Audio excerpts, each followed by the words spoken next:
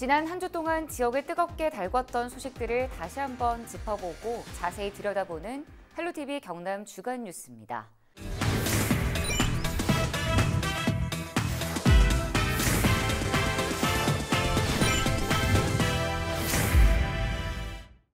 먼저 한 주간 이슈를 알기 쉽게 자세히 풀어주고 또 짧은 뉴스 시간에 다 하지 못했던 다양한 뒷이야기들을 직접 취재한 기자들의 목소리로 생생하게 전달하는 뉴스콕입니다. 오늘 스튜디오에는 송국혜 기자와 그리고 장보영 기자 나왔습니다. 안녕하세요. 안녕하세요. 반갑습니다. 자, 첫 번째 이슈입니다. 먼저 방송 나갔던 영상 보시겠습니다.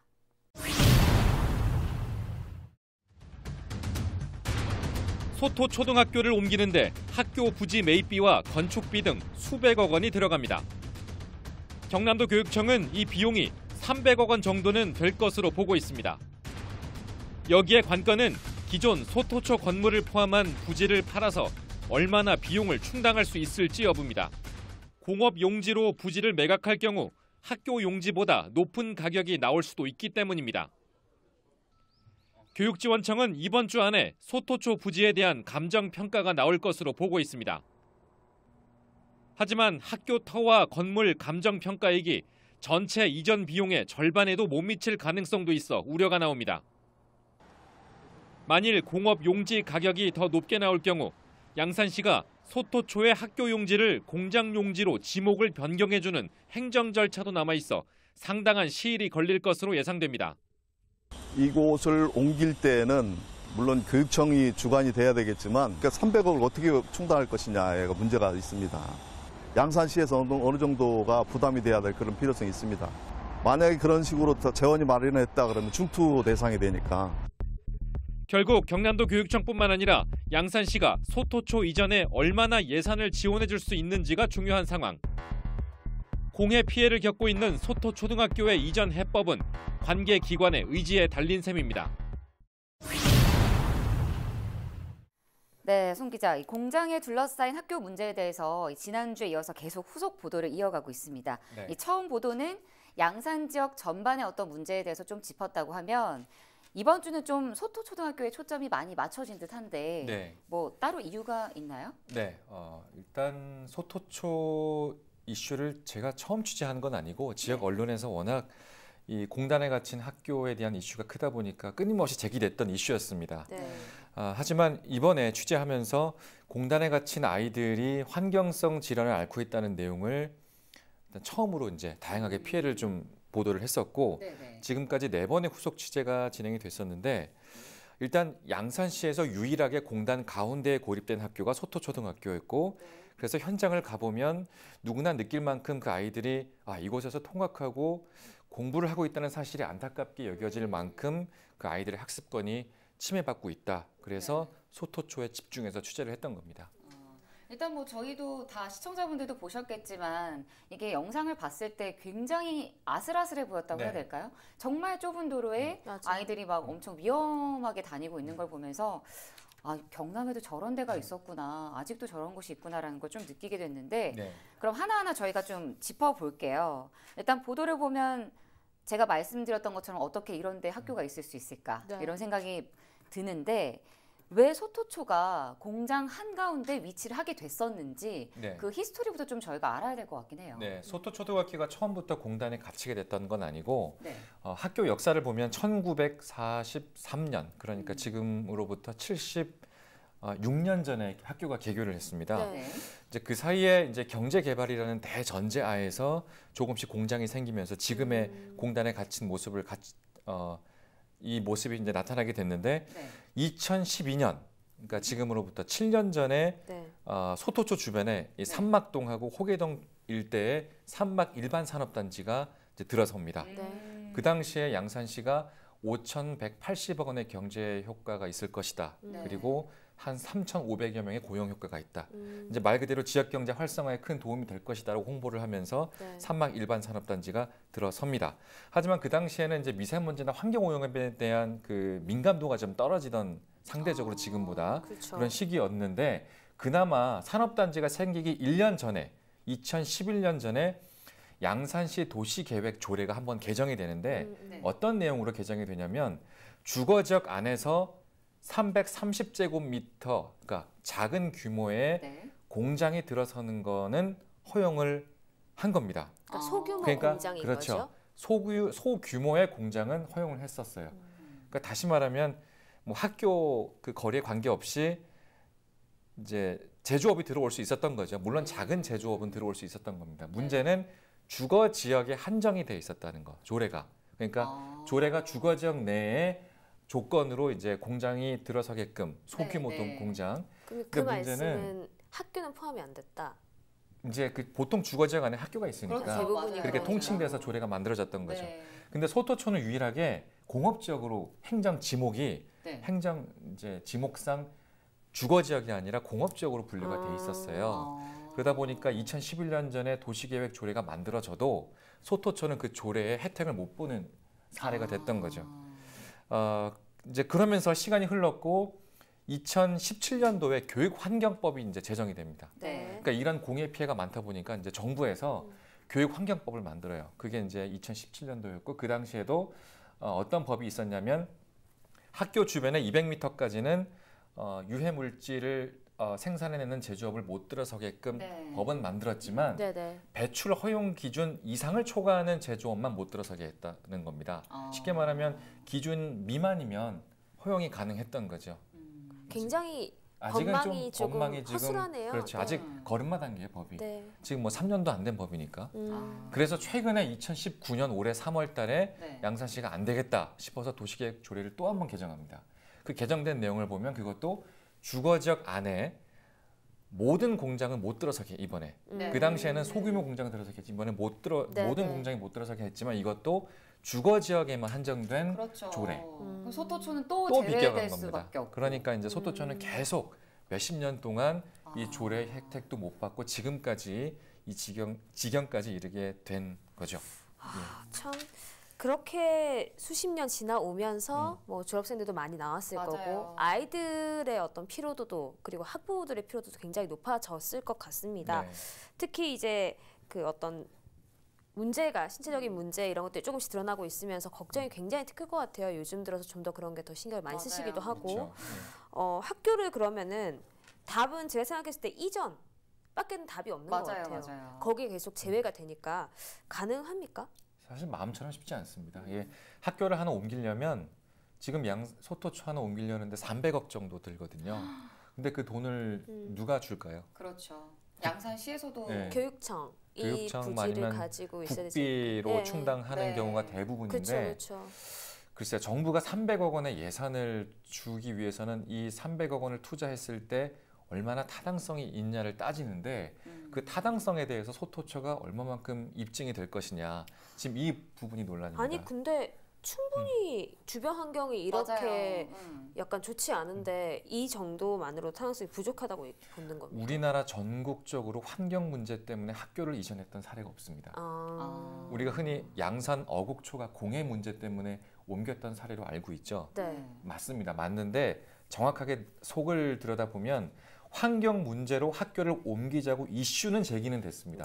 하지만 실제 학교를 옮길 때 그러니까 교육부에서 학교를 옮기기 위해서는 중앙 투자심사위원회를 통과를 해야 되는데 일명 중투인데 중투위에서는 환경 문제 때문에 옮깁시다라고 결정을 내린 게 아니라 학생 수가 요즘 감소하고 있으니 학생의 재배치 문제 또 학교 통폐합 문제가 같이 거론이 돼서 어곡초등학교를 이전하자라고 결정이 된 겁니다. 그러니까 사실 소토초가 어곡초 사례처럼 옮기려면 그런 학생 수 배치 문제까지 다 고려가 돼서 가만히 돼야 되는데 아직은 글쎄라는 표현이 나오는 거고 일단 중투위에 올리려면 그래도 예산 300억 원을 자체적으로 마련할 수 있냐에 대한 거는 일단은 지켜봐야 됩니다. 왜냐하면 예산 마련이 되면 중투위 심사는 올릴 수는 있어요.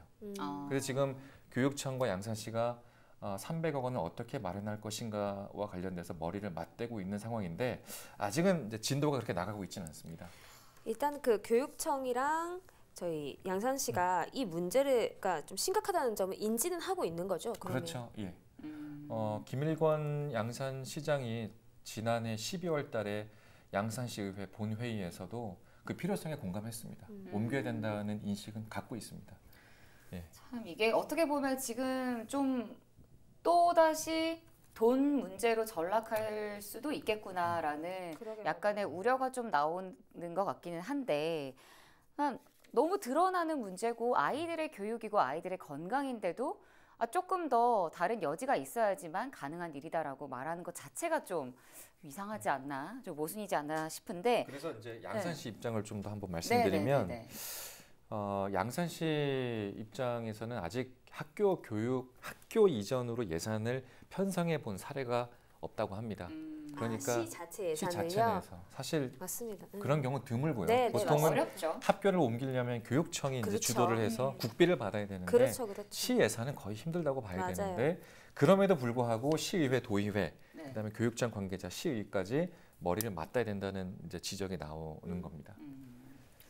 자, 그런데 보도가 나간 이후에 뭐 정치권을 비롯해서 지역 사회에서도 좀 소토초를 이전하기 위해서 좀 많은 움직임이 나오고 있다고 들었어요. 어떤 것들이 좀 있었나요? 일단 그 보도를 본 지역 정치권과 의회, 그다음 교육청 관계자들이 적지 않은 좀 충격을 받은 것 같아요. 사실 소토초에 대한 이슈는 늘 제기가 됐었지만 이번에 심층 취재로 나갔던 보도가 어느 정도 영향력이 있었던 부분은 양산 지역에 있는 학생들이 알레르기성 비염과 그다음에 알레르기성과 비염을 앓고 있는 학생 환자 수가 전체 환자 수의 차지하는 비율이 42%. 이게 경남 도내에서 가장 높습니다. 이제 이 사실을 처음 밝혀냈고 이 자료는 이제 건강보험 심사평가원에서 빅데이터를 뽑아서 추려낸 자료입니다. 그래서 이 내용을 갖고 의회나 다른 이제 정치권에서도 내용이 좀 심각하구나 이렇게 받아들였던 거고요. 그래서 지금 지역 국회의원과 그다음에 시의회, 도의회 쪽에서도 어떻게 문제를 풀어갈지 지금 이야기가 나오고 있고 아직 말씀드리기는 조금 어렵습니다만 새로운 해법들이 나오고 있습니다. 그래서 이거를 제가 지금 공개하기는 어렵고 단독으로 취재를 해서 계속 전해드릴 예정입니다. 좀 이런 심각한 문제를 또 잘 이렇게 취재를 해서 지역사회랑 좀 연결을 하고 있다는 거에 대해서 같은 동료로서도 좀 뿌듯하기도 하고 앞으로도 좀 많은 신경을 써주셨으면 좋겠습니다. 사실 이 공단 한가운데서 공장에 둘러싸인 초등학교, 말이 안 되는 일이죠. 근데 말이 안 된다면 말이 되게 해야 됩니다. 지역사회에서 학교 이전을 위한 노력을 시작한 만큼 저희도 소토초등학교가 이전될 때까지 놓치지 않고 지켜보면서 보도하겠습니다. 자, 그럼 두 번째 이슈로 넘어가 보죠. 김해신공항은 동남권 관문공항이 될 수 없다. 지난달 27일 국회에서 열린 동남권 관문공항 검증단의 대국민 보고회입니다. 김해신공항이 안전과 소음, 경제성, 확장성 등의 문제가 있어 관문공항으로 부적합하다는 결론을 국민들에게 알린 겁니다. 검증단의 전국적인 행보에 발맞춰 지역에서도 24시간 안전한 동남권 관문공항의 필요성을 알리는 자리가 마련됐습니다. 경남도의회와 부산시의회 의원들은 공동 결의문을 발표하며 제대로 된 관문공항을 촉구했습니다. 김해신공항 문제에 관련해서 이대로는 안 되겠다. 대형 항공기가 24시간 이착륙이 가능한 공항을 이왕 공항을 만들면 제대로 된 공항, 100년, 200년을 내다보고 공항을 만들자는 취지입니다.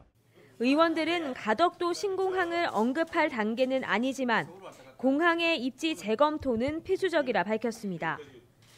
또 지역주의를 넘어서 국가의 100년 대계를 위한 관문공항을 만들기 위해 마음을 모아야 한다고 강조했습니다. 김해공항을 확장해서 신공항을 만드는 것이 관문공항이 될 수 없다는 것은 누구나 지금 사실 다 알고 있기 때문에 부울경의 시민들뿐만 아니라 우리 대한민국 전체의 우리 국민들께서 이 관문공항이 필요하다는 데 대해서 동의를 계속 아마 넓혀가지 않을까 생각이 들고 최근 김해신공항 재검토의 최후 수단으로 여겨진 국무총리실 검증이 가시화되고 있는 가운데 지역의 목소리가 얼마나 반영될 수 있을지 주목됩니다. 일단 뭐 예견됐던 일이기는 합니다. 근데 김해신공항 논란이 점점 더 좀 전국 단위로 넓어지고 있다. 저희가 뭐 이렇게 봐도 과언이 아닐 것 같은데 지난주 국회에서 대국민 보고회가 열렸다고 하더라고요. 네. 자세히 좀 말씀해 주시죠. 네, 저희 5월 27일 월요일에 그 보고회가 열렸는데요. 저희 일전에서 부산에서 열렸던 최종 보고회 한번 취재를 해드린 적이 있었어요. 예. 그 내용과 거의 비슷합니다. 그 김정우 의원의 단장으로 진행이 됐던 동남권 관문공항 검증단이 이제 최종 검증 결과를 이제 직접 발표를 하는 그런 자리였고 그것이 국회에서 열린 거고요. 뭐 골자는 아시다시피 김해신공항은 동남권 관문공항이 될 수 없다는 내용이었습니다. 참석자를 한번 보면 이 김경수 지사, 오거돈 부산시장 당연히 참석을 했고요. 그 이게 부울경 연합으로 진행이 된 거잖아요. 근데 이제 송철호 울산시장 같은 경우는 현재 이제 현대중공업 그 물적 분할 관련해서 삭발 투쟁 중이고 이제 투쟁 계속 하고 있어서 아마 이런 이유 때문에 불참을 한 것 같고 부시장이 현재 참석을 했고요. 이 송 시장 이외에는 지역 국회의원이나 기초자치단체장 또 광역 기초의원들 모두 참석을 해서 좀 힘을 보탰습니다. 대국민 보고회잖아요. 이 말에서 의미를 아시겠죠. 그동안 우리 지역 내에서만 김해신공항 백지화해야 한다. 지역 여론들을 움직이는 활동들은 계속 이어져 왔는데 사실상 전국적인 이슈가 되지는 못했어요. 지역 속에서 있었던 어떤 자기네들끼리 얘기다라는 얘기가 많았는데 이제 이번 그 대국민 보고회를 통해서 이제 전 국민에게 좀 알리면서 나름대로 그 어떤 취지가 맞아 들어가면서 이제 전 국민들이 좀 많이 이슈가 되긴 했어요. 그래서 중앙 언론에서 굉장히 관심을 좀 많이 갖고 다뤘고요.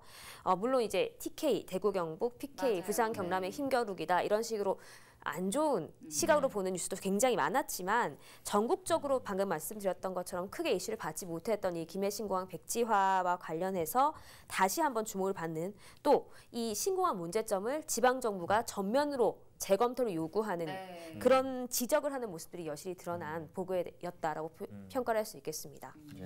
좀 의미가 깊었던 것이라고 볼 수도 있겠네요. 저희가 봤을 때. 근데 이번에 경남도와 부산시 광역 의원들이 또 김해신공항의 백지화를 하자 이렇게 촉구를 했습니다. 근데 의원들이 주장하는 내용이 정확하게 무엇인지 저희가 너무 많은 입장을 듣다 보니까 사실 좀 헷갈려요. 그래서 좀 정리를 해줄 필요가 있을 것 같아요. 뭐 앞에서 했었던 검증단 보고 결과랑 똑같은 온라인상의 얘기고요. 일단 그 결의문 내용 먼저 한번 살펴보면 경남도의회 그리고 부산시의회에 각각의 특위들이 있습니다. 이 항공대책 관련 특위들이 의원들이 모여서 이 정부의 동남권 관문공항을 촉구하는 결의문을 냈어요. 갑자기 왜 촉구하지라고 생각하실 수가 있을 텐데 제가 이걸 나눠서 말씀을 드리면 지금 지방정부에서 이렇게 관문공항 안 된다라고 요구를 했고 어떤 실질적인 근거까지 마련해가지고 보고회도 열었어요. 하지만 국토부는 아직도 요지부동입니다. 이런 상황이니까 해결이 안 되잖아요. 그래서 이 내용이 다시 한번 해결을 촉구하는 그런 차원의 결의문이고요. 그리고 이제 결의문 내용 다시 한번 짚어보면 첫 번째 시시계획, 그 김해신공항 시시계획을 전면 재검토하는 게 첫 번째. 그리고 아까 뒤에 말씀드렸던 것처럼 동남권 관문공항 촉구가 들어있어요. 이 말이 무슨 의미냐면 김해신공항을 백지화하면 다른 지역에 어떻게든 관문공항이 생겨야 됩니다. 김해신공항 백지화가 안 되면 우리 지방에서는 계속 백지화를 요구하겠죠. 그러면 관문공항이 생기는 시기가 점점 딜레이 되겠죠. 그렇기 때문에 빨리 백지화를 하고 이와 동시에 또 다른 입지를 찾아라. 그래서 동남권 관문공항 촉구, 건설 촉구 거리문이라고 생각하시면 돼요.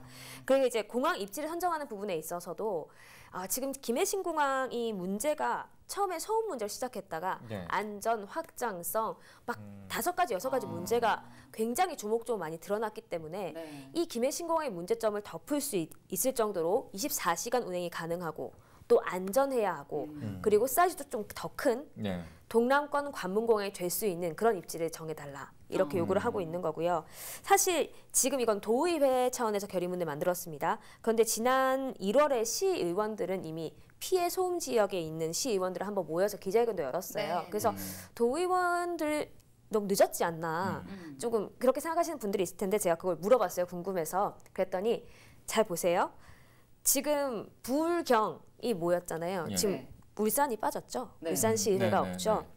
이게 그동안 많은 어떤 과정들이 있었대요. 울산까지 같이 해서 좀 더 우리 약간 그 800만의 우리 이제 부울경 시민들이 좀 대통합하는 그런 자리를 마련하고 싶었는데 사실 울산의 입장에서는 가덕도를 지지할 필요는 없거든요. 그러니까 근시안적으로 봤을 땐 그렇습니다. 네. 동남권 관문광 자체가 좀 크게 보면 우리 동남권이 다 같이 살아가는 길이긴 하지만 울산의 입장에서는 김해도 먼데 가덕도 가면 더 멀어지죠. 예. 그러니까 시민들과의 이런 합의 과정이 아무래도 조금 부족했고 예. 그렇기 때문에 울산시 의회에서도 섣불리 여기 동참하자 이기 어렵죠. 네. 그런 상황이 된 것 같아요. 그래서 이제 의회에서도 이제 또 다른 좀 연대 방법을 찾아봐야 되지 않겠냐 이렇게 말을 하고 있습니다. 예. 자, 이게 지금 보면은 단도직입적으로 가덕도 얘기는 왜 없어요? 왜 그런 것 같으세요? 그냥 한번 추측해 보시면. 동남권 관문 공항에 대한 촉구는 했지만 네. 맞아요. 가덕도 이야기는 사실 좀 부산 쪽이고 네. 이거 뭐 너무 첨예하게 경남 입장에서는 사실 좋을 리가 없겠죠. 경남도 가덕도를 지금은 지지하는 상황이긴 해요. 물론 다른 쪽에서 하지 말자는 말도 나오고 있지만 근데 어차피 김해공항 지금 부산에 있고 가덕도도 부산에 있고 네. 거제통령 가깝고 그러니까 여러 가지를 거쳐서 가덕도 얘기가 계속 나왔던 건데 말씀하셨던 것처럼 첨예해서 그런 것 같습니다. 일단 결의문 낭독 후에 이 동남권 항공대책특위원장인 박준호 의원이 이렇게 말을 했어요. 가장 궁금해하실 것 같은데 미리 말씀을 드리면 이건 김해신공항 백지화와 관련된 결의문이고 그리고 이 백지화 이후에 동남권 관문공항 입지를 선정하자는 얘기입니다. 이 말은 가덕도 신공항 얘기 그냥 싹 뺀 거예요. 제가 봤을 때 김해 신공항 백지화가 결국은 가덕도 신공항으로 연결된다는 모든 기자들이 그렇게 생각하고 있고 그리고 특히 지금 TK에서는 굉장히 민감하게 반응하죠. 지금 타이밍이 굉장히 좀 애매합니다. 그리고 앞서서 그때 부산에서 최종 보고회 할 때도 부산시장이 가덕도 언급 안 했고 울산시장도 애매하다 발언했어요. 그러니까 지금 가덕도를 내세우다가 지금 너무나 그 지역 갈등이나 지역 이기주의로 갈 수 있는 가능성이 크기 때문에 조금 쏙 들어간 상황인 것 같아요. 오히려 역풍 맞겠다 맞아요. 싶어서 뺀 거네요. 그러니까 언론들 헤드라인만 봐도요. 맞아요. 경북도 쪽에 이제 신문들 이제 포털 뜬 걸 보니까 가덕도 꼼수 이런 멘트도 있었고 가덕도 신공항 용인할 수 없다 뭐 이거는 팩트고 그리고 김해 신공항 백지화 한 다음에 통합 대구공항과 가덕도 신공항을 나눠 먹으려고 하고 있다. 지금 그런 여론이 많아요. 그러니까 이제 대구 쪽에서는 어떻게 보면 일전에 합의했던 내용을 파기한 거잖아요. 그렇죠. 불경에서 거기에 대한 약간 신뢰감이 떨어진 부분들 그런 것 때문에 아무래도 이제 감정 싸움이 될 수 있는 가능성이 많아서 그런 것 같고요. 근데 전 또 이렇게 생각합니다. 그동안의 과정을 봤을 때 만약에 김해신공항이 백지화가 된다. 그러면 결국은 가장 우선순위가 되는 입지는 가덕도가 되지 않을까. 맞아요. 네. 일단 그런데 지금 전반적으로 뭐 정치적이고 지역적인 이런 분위기가 가덕도를 직접적으로 얘기하기 굉장히 어려운 분위기다. 이렇게 보시면 될 것 같습니다. 자, 근데 이게 김해 신공항 문제가 저희도 정말 죽어라 해결되지 않는다. 이렇게 계속 얘기를 하고 있는데 맞습니다. 앞으로가 좀 문제인 게 아까 장 기자도 말을 했지만 국토교통부가 전혀 움직이지 않고 있다. 그래서 더 이상 나아가지 못한다라고 말씀을 해주셨잖아요. 근데 그렇다면 이렇게 반응 안 보이고 있는데 국무총리실 검증이 이루어지는 건가요? 앞으로 어떻게 되는 건지. 지금 국무총리실 검증은 최후의 보루. 우리가 생각했던 마지막 수단입니다. 네네. 여기서 우리는 이제 불경의 입장을 말하는 거죠. 지금 이 국무총리실 검증 사실상 시작이 되고 있다라고 보시면 될 것 같아요. 그 국토부 쪽에서도 우리는 떳떳하다. 그러니까 국토부 입장이 떳떳하기 때문에 국무총리실 검증을 할 수 있다. 계속 이런 반응을 내고 있거든요. 그리고 이제 대국민 보고회 이후 다음 날쯤 이제 국토부 고위 관계자와 그 김정우 단장 비롯해서 그 검증단 쪽에서 한번 만나는 미팅을 했다고 하는데 그 미팅이 사실상 이 국무총리실 검증으로 향하기 위한 단계가 아닌가 이런 추측성 기사도 좀 나오고 있어요. 그래서 사실 국무총리실 산하기구 검증 자체가 아까 말씀드렸듯이 우리가 생각했던 최후의 보루기 때문에 여기서 이렇게 잘 돼야지 지금 우리의 노력이 빛을 발하든지 혹은 뭐 물거품이 되든지 이렇게 될 수 있는 가능성이 크거든요. 그래서 이제 다시 처음으로 돌아가는데 그래서 지금 이 상황에서 도의회와 그 시의회, 부산시의회가 다시 한번 결의문 촉구했다고 보시면 될 것 같아요. 이제 압박을 어떻게 하는 거죠. 이제 국토부의 상위 기관인 이 그 국무총리실 검증이 제대로 잘 이루어져야지만 특히 우리 지역이 이렇게 요구했던 우리 지역의 말들이 좀 잘 녹아 들어가는 어떤 결과가 나와야지만 지금까지 이렇게 밟아왔던 것들의 결과가 나오니까. 네. 그래서 지금 그런 움직임이 있는 것 같고요. 추후 과정을 또 지켜봐야 될 것 같습니다. 제가 맨날 이거 얘기할 때마다 추후 과정을 지켜봐야 될 것 같습니다. 하는데요. 아, 좋은 소식이죠. 저희도 조심스러워요. 네. 얼마까지 시간이 끌 것 같아요? 조심스럽게. 네. 제가 김해를 맡고 있는 이 기간 동안에 해결이 좀 났으면 좋겠네요. 네, 저도 한번 간절히 바라보겠습니다. 네. 네, 밀양과 가덕도를 두고 경남과 부산이 대립했다가 이제는 또 경남과 부산이 손을 잡고 김해 신공항을 반대하고 있습니다. 총선을 앞두고 정치 이슈로 부각될 가능성도 보이는데요. 앞으로 또 어떻게 흘러갈지 쉽게 짐작하기 힘들어 보입니다. 저희도 마지막까지 자세한 소식 계속 전해드리겠습니다. 네, 오늘 장 기자 수고 많으셨습니다. 네, 한 주간의 시청자들의 눈을 사로잡은 지역의 핫 이슈들을 선정해 뉴스로 다 하지 못했던 이야기들을 전해드렸습니다. 이어서 김세진 아나운서가 진행하는 이 헬로 이슈 토크가 이어집니다.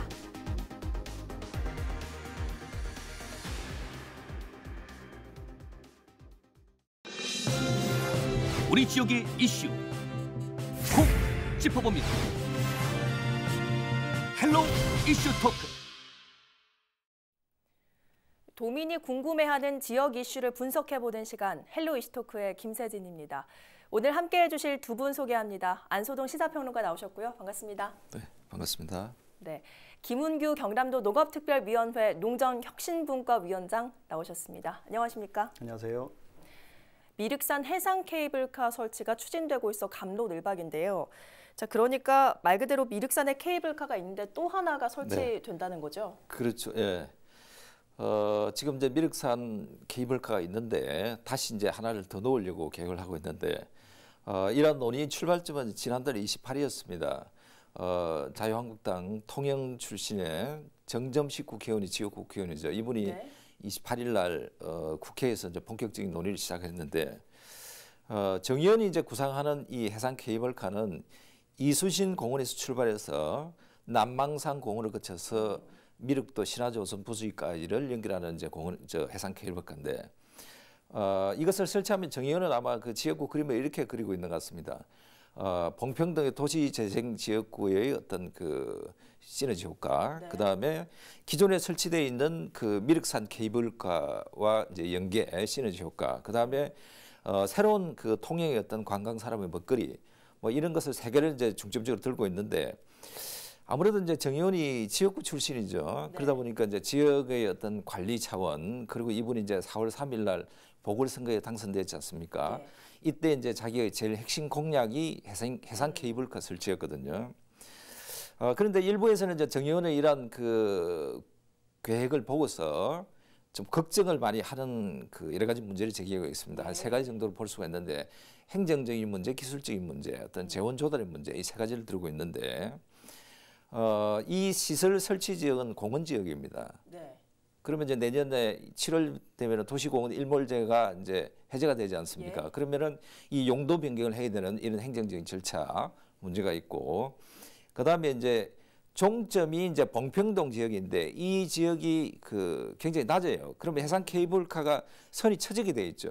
그러면은 이 지역을 지나는 이제 그 해상 운항 선박들의 안전 운항 문제 이런 문제가 제기될 수 있고, 그다음에 이순신 공원하고 남망산 공원은 이제 여기에 주택지와 상가가 밀집돼 있는데 여기에 이제 어떤 보상 문제, 그다음에 주거 그 어떤 안전 문제 이런 여러 가지 문제가 이제 거치게 돼 있는데 또 이보다 더 중요한 거는 이제 지금 미륵산 케이블카가 지금 하향 추세에 있지 않습니까? 10년이 지났는데 그래서 이 지역에 2개의 케이블카 들어온다면은 과연 성공할 수 있겠는가 하는 이런 의문점을 많이 제시를 하는 것 같습니다. 예. 자, 들어보니까 반대 근거도 좀 확실해서 정점식 의원의 고심이 클 것 같은데 그렇다고 또 공약 이행을 뭐 철회할 수는 없는 거지 않습니까? 그 대한민국에서 이렇게 가장 경관이 아름답다고 하는 곳은 너나 할 것 없이 케이블카 설치가 이렇게 유행처럼 이렇게 지금 추진되고 있는 것 같은데요. 최근에 이제 이 3년 전에 반려되었던 부산 같은 경우도 해운대 이기대 쪽에 해상관광 케이블카 재설치가 지금 다시 또 논란이 되는 것 같더라고요. 그러니까 통영 같은 경우는 아마 탑승권 구매 관광객 숫자가 140만 명 육박하고 그게 이제 그 수익도 한 110억 정도 된다고 하더라고요. 이게 지역 경제에 미치는 영향력이나 그간의 타 지역에 비해서 통영이 이 케이블카 사업을 통해서 지역에 끼쳤던 영향 이런 부분들을 감안했을 때 네. 지역구의 그 정치인으로서는 대단히 의욕적으로 이 사업을 바라볼 수밖에 없을 것 같고 또 다른 그 형식을 통해서라도 이 케이블카 사업에 아마 주민들의 그 입장들을 아마 많이 물을 것 같아요. 그런데 이게 공공성이라든지 이제 경관 훼손 또 뭐랄까 그 정주하는 주민들의 삶의 질 문제라든지 뭐 또 거기에 파급되는 또 교통난 이런 것들을 감안하면 예. 틀림없이 이렇게 지역의 갈등이 유발될 수밖에 없는 사안인데 이런 부분들을 이제 어떻게 해결해 나갈 것인가에 대한 숙제가 있는 것 같고요. 앞서 또 언급을 하셨지만 기존의 케이블카 운영을 하는 이 체계가 있는 상황에서 최근 그 관광객이 줄어드는 추세에서 이 부분들을 어떻게 판단할 것인가 이 부분들이 좀 우려되기도 하고요. 또 최근 언론 보도에서는 민간 사업자의 이제 독자 운영에 대해서 우려하는 부분들도 있다라는 이제 그런 이야기들이 좀 들리고 있어서 아마 많은 그 우려 속에서 이 부분들의 네. 갑론을박이 진행될 것이다 그렇게 보고 있습니다. 예. 그럼 평론가께서는 어떻게 보십니까?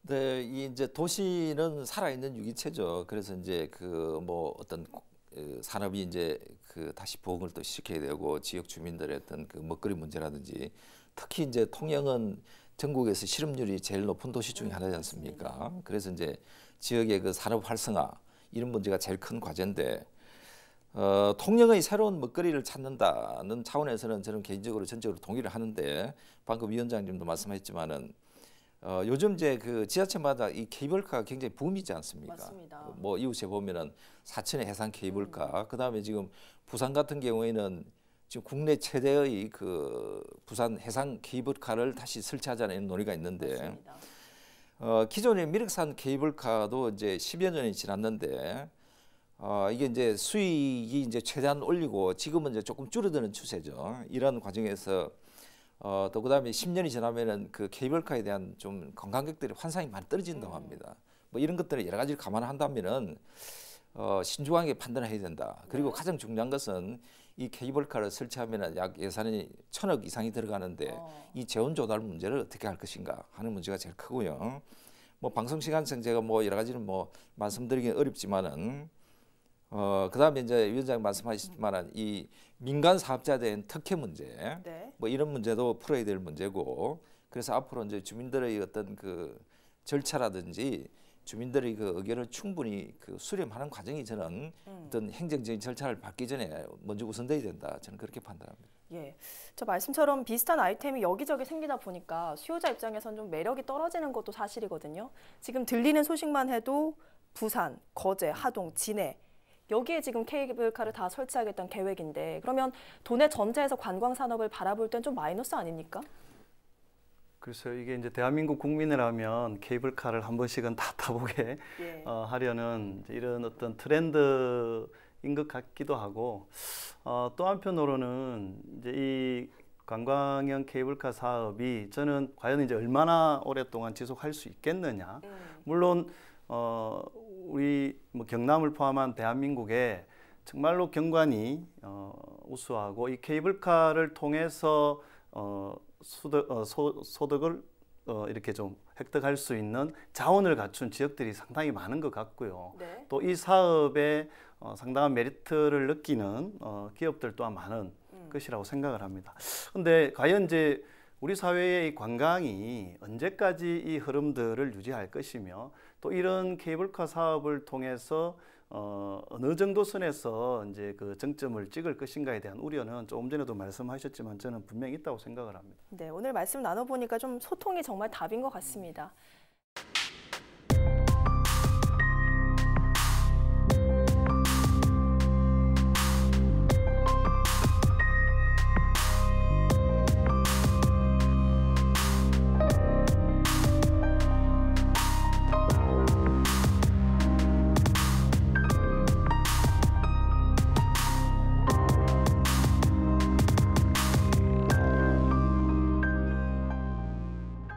본 주제로 들어가 보겠습니다. 경남 창녕은 전국에서 두 번째로 양파 생산량이 많은 지역입니다. 하지만 수년째 계속되고 있는 고통이 올해도 이어질 전망인데요. 바로 생산량 과잉으로 인한 가격 폭락입니다. 오늘 헬로 이슈토크에서는 이 사태의 근본적 원인과 함께 사후 대책이 아닌 선제 대책을 고민해 보겠습니다. 자, 올해도 양파가 넘쳐난다는 기사를 봤는데 결국 올해 일뿐만이 아니라는 거죠. 얼마나 좀 과잉 생산됐습니까? 이 그 농산물 중에서 특히 양파의 과잉 생산 문제는 참 예측하기도 어렵고 또 조절하기도 어렵습니다. 저도 뭐 집에서 양파를 먹어보긴 하는데 그렇게 썩 좋아하지는 않는데 이렇게 수급량이 늘고 또 그다음에 올해가 대작황이었지 않습니까? 그리고 이제 국민들의 기호에서 이게 양파라는 채소가 점점 멀어지고 이런 상황이 되다 보니까 지난달에 20일 날 그 농축식품부가 이제 자료를 내는 걸 보면은 올해 전국에 이제 만생종 그 중생종 양파 생산량이 약 128만 톤으로 추정이 되는데 이게 평년에는 약 113만 톤 정도라 합니다. 그런데 실제 농가에서는 아마 150만 톤이 넘어갈 것이다. 이렇게 하면은 정부에서 추정하는 거하고 농가에서 이제 실제 보는 거하고는 약 50만 톤 정도가 이제 차이가 나게 돼 있죠. 우리 경남을 보면 이제 앵커가 말씀하신 대로 창녕군이 이제 약 1,070농가가 있고요. 합천군이 1,499농가, 그다음에 함양군이 902농가 해서 이제 총 경남에는 7,369농가가 있는데 여기서 장파를 재배하고 있는 면적을 보면은 4,330헥타로 전국의 약 20%가 넘습니다. 우리 경남이 재배하는 양파 면적이. 그리고 이제 6월 말이면은 이제 양파가 이제 본격적으로 수확철을 맞이하게 되는데 농가에서 출하되는 생산량 기준을 보면은 한 망이 20kg지 않습니까? 이게 6,000원 정도인데 이러한 추세로 간다면 5,000원 이하로 아마 떨어질 가능성이 있을 것이다. 그러면 농가에서는 실제 그 최저 생산비는 약 만 원이 넘어가야 되는데 그러면 농민들이 생각하는 거하고 이 가격하고는 약 절반 정도 차이가 나게 되죠. 그래서 이런 상황이 좀 굉장히 우려스럽다. 저는 그렇게 판단합니다. 예, 얘기를 지금 들어보면 창녕뿐만 아니라 합천, 함양에서도 지금 이런 사태가 벌어지고 있는데 위원장님께서는 특히나 또 농업특별위원회 이끌고 계신 만큼 좀 이 사안에 대해서 잘 알고 계실 거라 생각이 드는데 이 양파 재배 면적을 줄임에도 불구하고 계속해서 이런 상황이 벌어지는 이유가 뭡니까? 제가 거창에서 이 창원으로 오는 길이 합천을 거쳐서 창녕을 거쳐서 창원으로 들어와요. 이게 주변의 들녘을 보는데 이렇게 양파 농사를 짓는 분들의 모습이 오늘 더 예사롭지 않게 보이던데 질문에 대한 답을 제가 하자면 올해는 특히 날씨가 너무 좋았다는 겁니다. 양파를 짓기에 가장 이상적인 날씨 기후 조건이었던 거고 전년도 비해서 재배 면적을 줄였다고는 하지만 아마 평년 재배 면적에 비교하면 크게 다르진 않을 거예요. 근데 재배 면적은 줄었지만 실제 기후 조건이 이렇게 좋은 과정에서는 우리 농민들이 그 수확량을 초에 예측을 했음에도 불구하고 그 이상의 그 수확이 나올 수밖에 없는 상황이고요. 특히나 이렇게 조건이 좋은 상황에서 수확량이 많은 것들을 아마 정부에서는 예측을 하는 과정들이 이게 시기가 되게 중요하거든요. 근데 대단히 그 시기가 또 좀 많이 늦었고 이 수급 예측 부분들은 계속적으로 이 난맥을 지금 가지고 있어요, 매년. 이게 양파를 까도 똑같은 이 반복이 되듯이 아마 이런 농산물 수급 대책 또한 이런 악순환들이 반복되는 것에 대한 근본적인 문제들은 뭐 또 한번 다뤄봐야 되겠지만 정말로 이게 쉽지 않은 문제로 다시 판명이 나는 거고 이것은 비단 양파뿐만 아니라 지금 남해 쪽의 마늘 농가들도 똑같은 고충을 겪고 있고요. 이미 지난 겨울에 우리는 월동무라든지 다른 채소들의 이런 그 과정들도 저희들이 지켜봐 왔는데 근본적인 문제를 묻는 그것에 대한 대책을 내놓는 것은 생산 농가 그리고 행정 그리고 이러한 부분들을 수급을 같이 고민하는 여러 기관 단체가 다시 한번 그 근본적인 고민들 또 근본적인 대책이라는 것이 무엇인가에 대해서 다시 한번 집중해야 되는 그런 시기가 온 것 같아요. 예, 참 농사가 안 돼도 걱정인데 참 잘 돼도 걱정이군요. 어쨌든 올해도 수급량 조절이 시작이 됐습니다. 그런데 도 차원에서도 긴급 대책회의에 들어갔는데 네. 예년과 비슷한 굴뚝이다. 이런 지적도 나오죠. 네, 이제 그 위원장님 아마 이 부분에 전문가시고 또 실제 이제 그 지역에서도 아마 경험을 많이 하시는 것 같은데 네. 양파를 비롯해서 이제 그 5개 품목이 이제 정부가 수급 안정 그 가격 조절 대책 품목이죠. 근데 이런 것들은 왜 그러냐면은 이제 지방에서 지역자치단체에서 이게 수급 조절이나 가격 조절이 안 되기 때문에 정부가 이제 정책적인 예산과 정책 지원을 통해서 이제 그 조절을 하게 돼 있는데 역시 이제 양파는 참 이 수급 조절하기 어렵죠. 왜 그러냐면 재배 면적이라든지 병충해라든지 그다음에 날씨 그다음에 자연재해 이런 게 이제 어우러져서 이제 농산물이 이제 나중에 수확이 되지 않습니까? 네. 근데 이번에는 양파 생산에 아주 그 최적의 아마 날씨였고 또 병충해도 없었고 이렇게 해서 이번에 이제 대대적인 작황이 이제 이렇게 많이 나온 걸로 봅니다. 그래서 이제 결국은 지금 이제 약 50만 톤의 이 과잉 생산 문제를 이제 어떻게 해결할 것인가가 과제인데 정부는 이제 뭐 경남도도 마찬가지 정부도 이제 수급 안정 대책을 내놨는데 이게 지금 수급 안정 대책으로 지금 2차까지 내놓은 대책을 보면 약 3만 9천 톤밖에 처리를 못하죠. 그럼 나머지는 약 40만 톤 이상을 이게 이제 공중에 뜨게 돼 있죠. 예. 이런 처리 문제가 어떻게 해야 될지 지자체와 경남도는 이제 머리를 맞대야 되는데 경남도에서도 뭐 대책을 내놓았습니다만은 농민들이 보기에는 근본적인 해결책이 이제 못 된다 이런 평가를 내놓고 있죠. 예. 자, 이런 상황이 매년 반복되고 있는 만큼 농가의 노력도 좀 중요할 것 같은데 어떻게 보십니까? 그렇죠. 이게 행정에서 수급 대책을 내놓기도 하고 가장 또 큰 경제유통 조직이라고 할 수 있는 농협도 이러한 그 정책에 대응하기 위해서 협력을 하고 있지만 농민들이 이 양파 생산 농가들이 실제 이런 수급 조정에 참여하는 모습들은 아쉬운 점들도 사실 좀 있어요. 근데 이 아쉬운 점을 논하기 전에 가장 또 저희들이 더 아쉬워하는 부분들은 뭐냐면 네. 이러한 그 수급 안정 대책에 대한 농민들의 불신이 상당히 크다는 겁니다. 기존에 농민들이 그 양파 농사를 짓는 분들은 그 적정한 가격이라는 것을 나름 어느 정도 이렇게 정해놓는 게 있습니다. 물론 그것을 행정에서도 제시를 하고 있지만 그 적정 가격의 그 차이가 상당히 좀 크고요. 특히 이제 최저 가격 이하로 떨어질 때 보전해주는 대책들이라든지 거기에 묶여 있는 농가들도 참여율이 상당히 저조하거든요. 그 부분은 뭐냐하면 그 가격에 합의하지 못한다는 거거든요.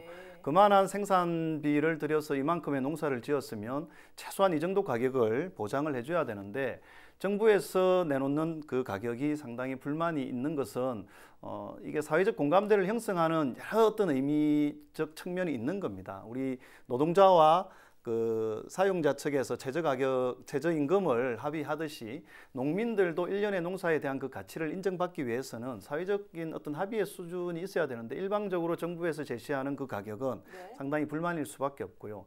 여기에 대해서 우리 생산 농가들이 그러면 참여하고 그 책무에 맞게끔 역할을 할 수 있도록 하는 뭔가 장려책들이 있어야 되는데 그런 것들은 사실 많이 부족한 형태입니다. 경남도 지난 그 6월 3일 전략회의에서도 도지사께서도 이 어떤 수급 체계 문제 그리고 이제 여기에 참여하는 그 어떤 농가들의 책무의 문제에 대해서도 이렇게 함께 언급을 하셨지만 가장 중요한 것은 행정과 그리고 이런 유통과 관련된 역할을 하는 그 기관 그리고 생산 농가들이 공히 함께 그 책무를 다할 수 있도록 하는 안정적인 어떤 그 결정 어떤 그 운영 체계를 만들어야 되는 지금 어떤 사회적 합의의 과정들이 저는 당연히 필요하지 않나 그렇게 생각을 해봅니다. 예, 평론가께서 선제 대응 방안을 좀 제시해 준다면 어떤 게 있을까요? 지금 이제 양파의 문제는 과잉 생산이나 가격 폭락, 결국 산지 폐기 이런 시스템이 악순환의 고리가 있지 않습니까? 이게 이제 몇 년 동안 계속되고 있는데 이러한 악순환의 고리를 끊는 방법이 중요한데 지금 뭐 여러 가지 방안이 제시되는 게 이제 산지 폐기라든지 시장 격리 이런 방식은 이제 후차적인 방식이죠. 근본적인 해결 방식이 못 되고 그래서 선제적인 방법으로는 농가에서 이제 파종이나 생산, 유통, 그 소비가 이르는 그 사이클이 있지 않습니까? 양파의 생산 사이클이 이것을 좀 선제적으로 예측하고 제어할 수 있는 능력을 농가에서 길러야 된다. 그리고 정부는 이보다도 먼저 농가에서 이런 능력을 가질 수 있도록 정책적이나 재정적인 지원을 최대한 배려를 해야 된다. 저는 그렇게 판단합니다. 예, 또 한 가지 재배 작물 전환에 대한 고민도 좀 필요한 시점인 것 같습니다. 네. 분초를 다투는 변화의 바람에서 도내 양파 농가가 적응하기 위해서는 반드시 겪어야 할 성장통이 필요한 시기라 보입니다. 여기에 지자체의 고통 분담 역시 필요할 것입니다. 오늘 헬로 이슈토크 여기서 마칩니다. 고맙습니다.